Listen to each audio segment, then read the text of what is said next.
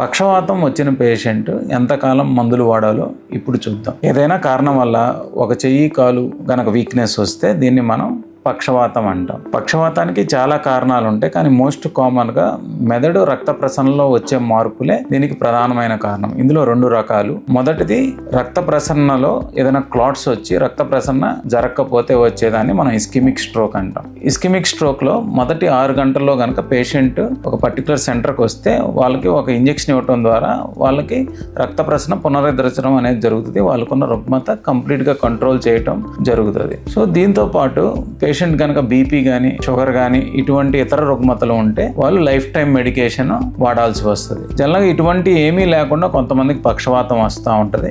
వీళ్ళకి first year of ట్రీట్మెంట్లో కొంచెం medication ఎక్కువగా వాడాల్సి వస్తుంది. ఆ తర్వాత ఒక్క టాబ్లెట్ వేసుకుంటే సరిపోతుంది. కొన్ని పరీక్షలు చేసి కొంతమందికి రక్త సాంద్రతలో మార్పులు కనుక ఉంటే వాళ్ళు హోమోసిస్టిన్ అని ఇటువంటి ప్రాబ్లమ్స్ కనుక ఉంటే వాళ్ళు లైఫ్ టైం మెడికేషన్ అనేది వాడాల్సి వస్తాం. లైఫ్ స్టైల్ మోడిఫికేషన్ ద్వారా చాలా మందికి మెడికేషన్ మనం తగ్గించవచ్చు. ఏ ఇద్దరు పేషెంట్లకి ట్రీట్మెంట్ ఒకటేలాగా ఉండదు.